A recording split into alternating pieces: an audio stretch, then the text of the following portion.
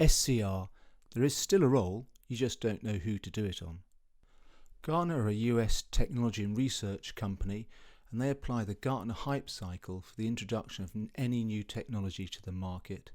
So they describe a technology trigger, a peak of inflated expectations, a trough of disillusionment, a slope of enlightenment, and then a plateau of productivity. This is what I call the SCR Hype Cycle. So there was a surgical trigger, then there was a peak of inflated expectations, there's been a trough of disillusionment, and then we're not really too sure where we're going. So if you look at that hype cycle, really we had an initial application and then we found the practical application, and that's where that product's ended at. With the SCR hype cycle, in fact the correct indication is a very small indication, and the stretched indications really were irreparable rotator cuff repairs. So people hoped that an SCR was going to be the answer of all massive cuff tears, but in fact it only works on a few. How does it work? Well, it's a humeral head depressor, but also a reverse anatomy joint replacement is a humeral head depressor, and at the other spectrum so does the balloon. So whilst they're all humeral head depressors, they have different humeral head depressing powers. Another humeral head depressor which I think is pertinent is a partial cuff repair where you re-tension the force couples. So this is the ideal patient for SCR. So they've got a massive irreparable supraspinatus tear only. You put your patch on and fix it.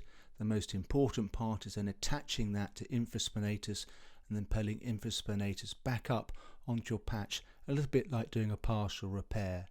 So for an isolated irreparable supraspinatus tear, the humeral head depressing power of an SCR is greater than the tear.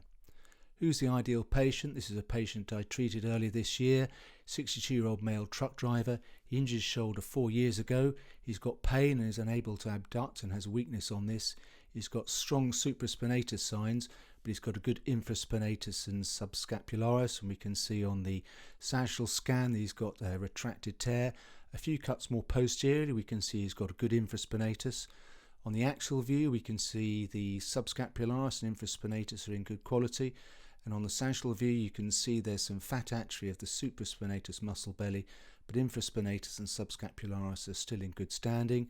And this really is a nice view. It's really the view that shows us where we should do that repair. The trouble is that isolated irreparable supraspinatus tears are a relatively uncommon tear configuration. I've been doing an SCR since 2015. I've done 106, so that's about 11 cases a year.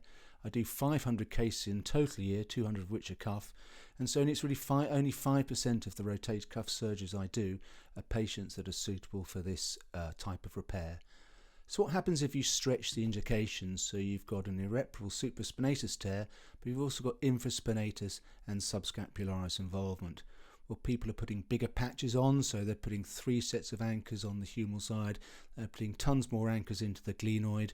They're also putting an internal brace on top of everything, and they're trying to suture supraspinatus, trying to suture subscapularis and infraspinatus to the tendon, and the whole thing falls apart. And that's really because the humeral head depressing power of an SCR isn't sufficient to overcome an irreparable supraspinatus tear with infraspinatus and subscapularis involvement.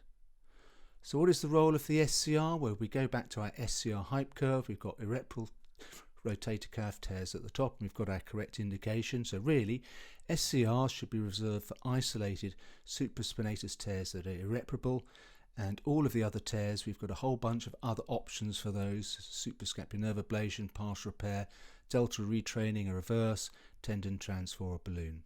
So in conclusion, the SCR is a good operation in its original format, and it's suitable for patients with an isolated irreparable supraspinatus tear. If you'd like to know more about this subject or any other shoulder conditions, visit my website cambridgeshoulder.co.uk or my YouTube channel, Cambridge Shoulder.